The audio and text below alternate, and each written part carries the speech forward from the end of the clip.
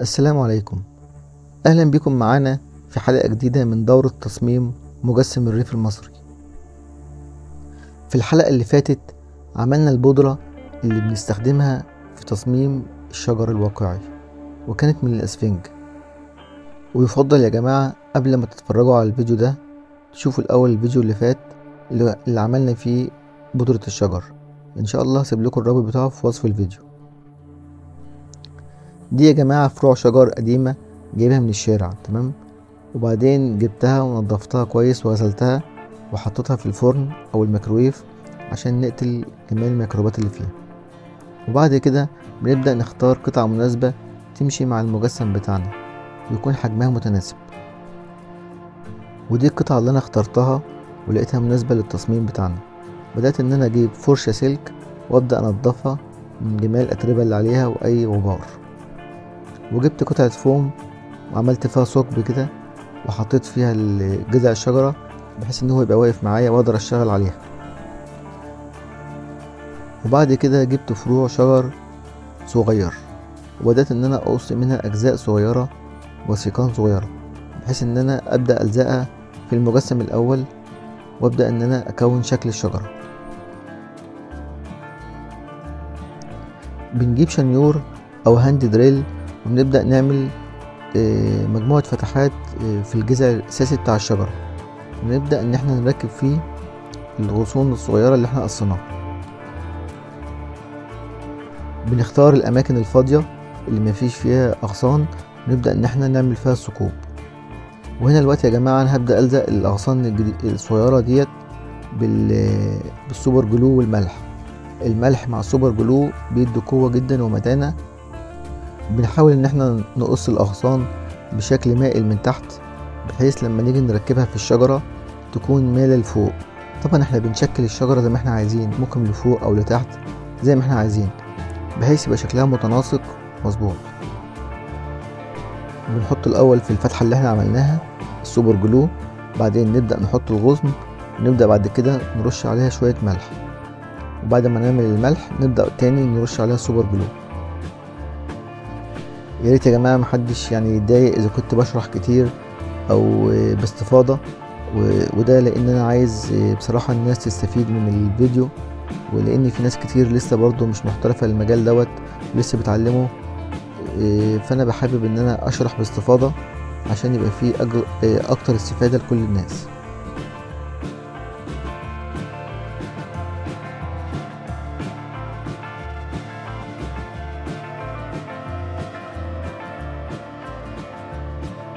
وبكده نكون لزقنا جميع الاغصان. هنيجي نلاقي هنا يا جماعه ان في اماكن بيضة اللي هي من اثار الملح والسوبر جلو. نبدا كده بقطر، نبدا بالراحه كده وبحرص ان احنا نحاول ننظف الاماكن دي كلها. وممكن برضو نجيب صنفره نبدا ان احنا نصنفر بيها الاجزاء البيضة بحيث نطلعها يعني.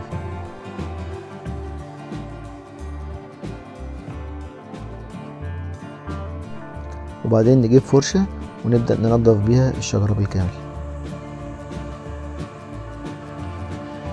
بعد كده يا جماعة بنجيب ألوان أكريليك، نبدأ نختار لون مناسب للشجرة، نبدأ إن احنا نلون بيه الأجزاء اللي هي كانت بيضة اللي احنا صنفرناها من شوية، ونبدأ برضو ندخل اللون دوت في الشجرة بالكامل بحيث يبان كأنها كلها متناسقة مع بعض وكأنها طبيعية.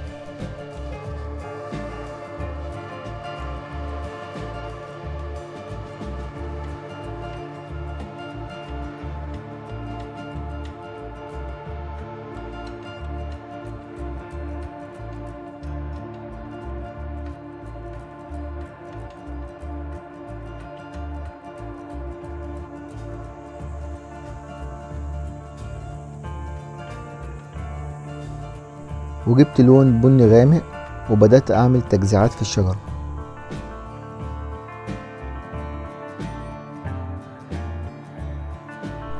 وهنا أنا جبت هوت جان أو سشوار حراري وبدأت إن أنا أسلطه كده على الشجرة بحيث كل الألوان تنشف بسرعة، لأن بصراحة كنت مستعجل يعني. وده برضو بيدي متانة وقوة للشجرة.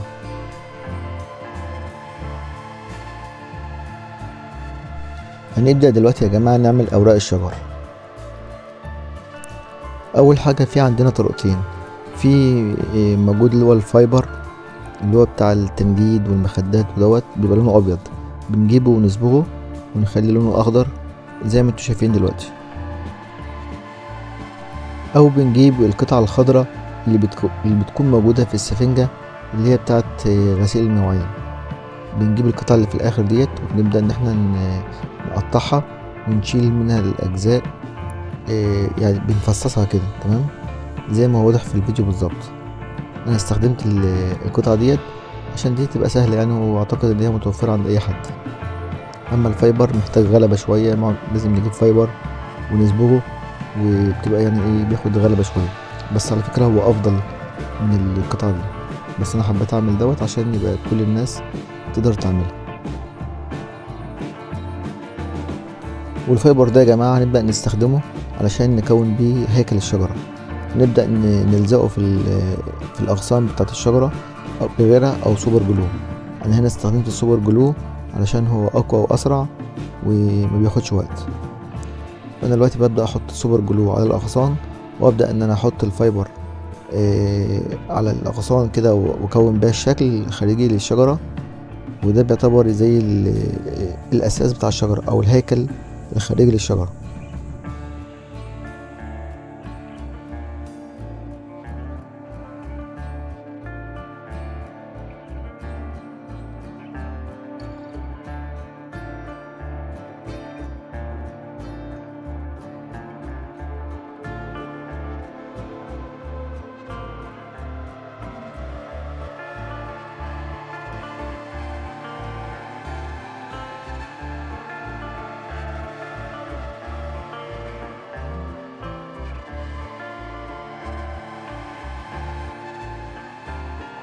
بنجيب برضو مقص ونحاول ان احنا يعني ايه بنقيف الشجرة كده، بنشيل القطع الطويلة الشاذة عن الشجرة بحيث يبقى شكلها جميل كده ومنسق.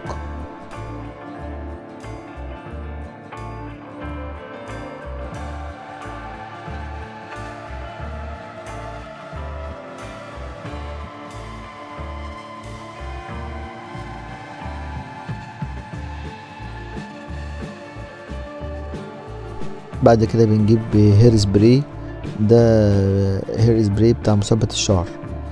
طبعا انا استخدمته كذا مرة، هو كويس وكل حاجة، بس يعني ايه طبعا هو تكلفته غالية شوية، وبرضو اللزق بتاعه مش قوي. برضو ممكن نستخدم الغطاء الشفاف او السوبر جلو. تمام، هنا استخدمت بقى الغطاء الشفاف. هبدأ بالفرشة كده ان انا احط على اطراف الفايبر اللي انا عملته من الخارج، وابدا بعد كده ان انا ارش عليها البودره اللي انتوا شايفينها دي يا جماعه، دي اللي انا عملتها في الفيديو اللي فات. فيا ريت اللي لسه ما شافش الفيديو ينزل يشوفه في الوصف ان شاء الله، هيلاقي الرابط بتاعه، هتستفادوا منه كتير ان شاء الله. فانا ببدا دلوقتي احط الغيره على الفايبر اللي انا عملته باشكال متفرقه.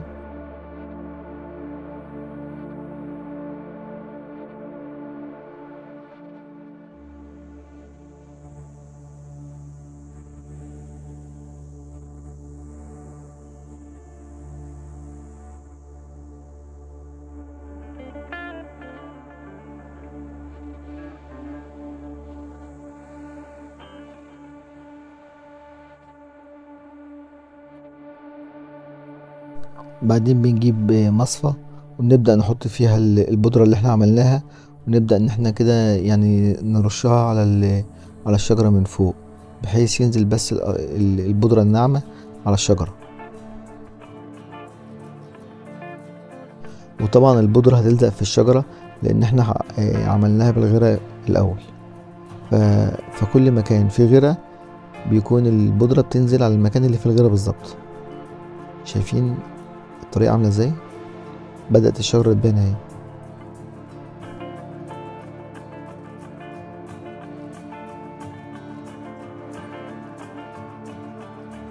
وبعد كده بننفض الشجرة كده في العلبة اللي احنا حاطينها، علشان اللي لسه ما يلزقش في الشجرة بينزل في العلبة ونقدر ان احنا نستخدمه تاني. وطبعا بنكرر العملية دي كذا مرة، نحط غيرها في الأماكن اللي لسه ما جاش عليها البودرة، ونبدأ ان احنا نرش تاني، نقعد نكرر العملية لحد ما نلاقي ان الشجرة بالكامل بقى عليها ورق.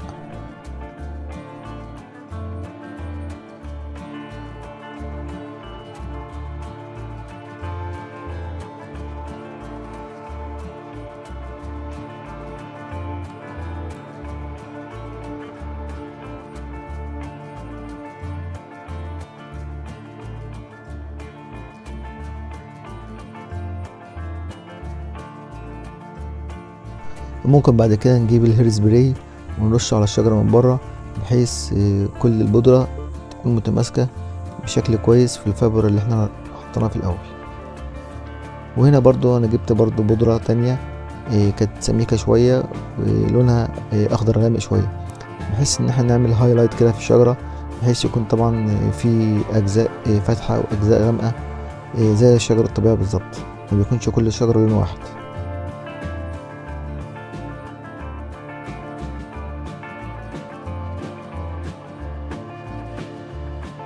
ساعات بنلاقي ان في بودرة جات على الجذع بتاع الشجرة، نبدأ كده بفرشة ونشيلها قبل ما يكون نشفت ولزقت فيها.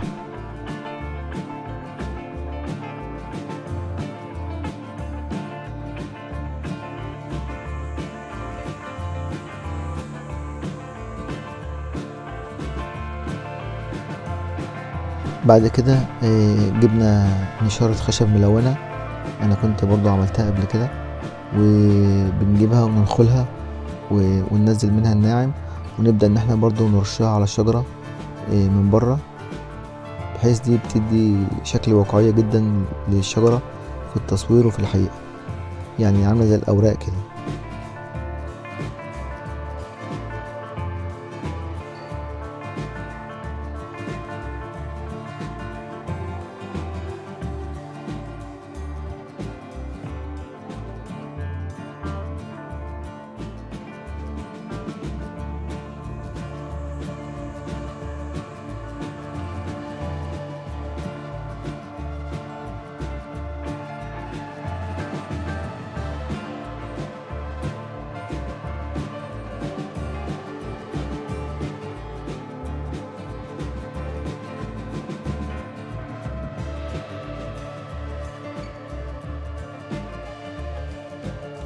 وبكده يا جماعة يبقى احنا خلصنا الشجرة، بجد شكلها جميلة جدا، وفي الواقع أحلى بكتير كمان من التصوير.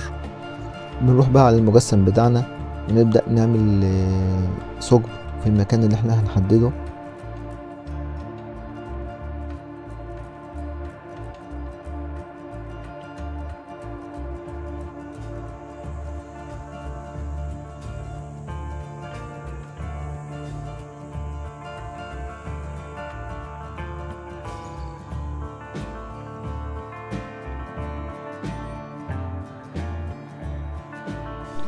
بعدين بنجيب غيرة نبدأ نحطه في الثقب اللي احنا عملناه ونزرع الشجرة بحيث تكون متماسكة وجامدة ان شاء الله.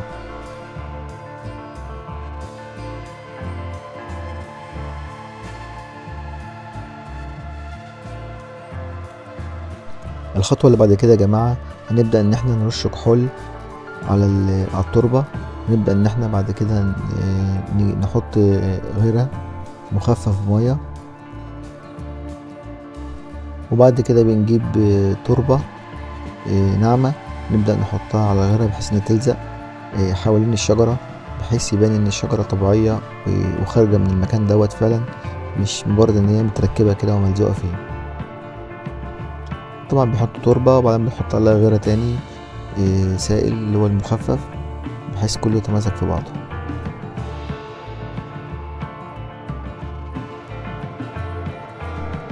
وهنا انا جبت ورق شجر ناشف مجفف من الشارع برضو، وبدأت ان انا احطه في الميكروويف بحيث ان انا اقتل منه كل الميكروبات، وبعد كده بجيب منخل وابدأ انخله وانزل منه الاجزاء الصغيرة جدا دي اللي انا بحتاجها. ببدأ ارشها على التربة كده من فوق قبل ما الغيرة يكون نشف، وبرضو بحط برضو فوق غيرة بحيث ده بيبين كأن يعني في اوراق شجر نازلة من الشجرة ونشفت على الارض. طبعا ده بيدي واقعية جدا للمجسم وشكل جميل. وبكده يا جماعة تكون حلقة النهاردة خلصت، ويعني اتمنى ان انا ما كنتش طولت عليكم، بس انا حبيت ان انا اقول لكم كل المعلومات اللي انا اعرفها في المجال دوت، وان شاء الله يا رب اكون افدتكم. ويا ريت بقى يا جماعة يعني ما تنسونيش بقى من اللايك، ويعني عايزين كلمة حلوة كده في الكومنتات، او لو حد عنده اي سؤال انا تحت امره باذن الله هجاوب عليه. وان شاء الله انتظروني في الحلقة القادمة اتعلموا فيها برضو انشاء مجسم جميل جدا هيعجبكم ان شاء الله. والسلام عليكم ورحمة الله وبركاته.